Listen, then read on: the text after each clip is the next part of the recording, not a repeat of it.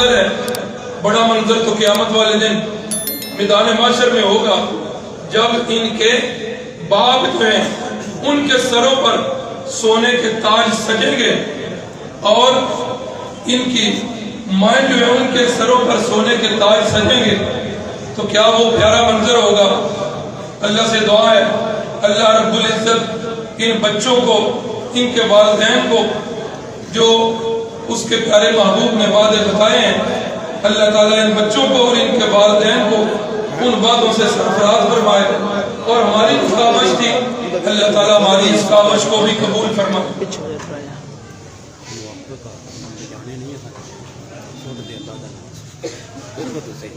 یہ وہ بچے ہیں، مسجد میں کھڑا ہوں اللہ کے گھر میں، یہ وہ بچے ہیں جو اس وقت روئے زمین پر سب سے بہتر ہیں۔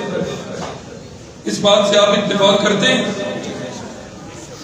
حدیث پاک کے الفاظ ہیں فضل کلام اللہ علی خائر الکلام کفضل اللہ علی خلقہ۔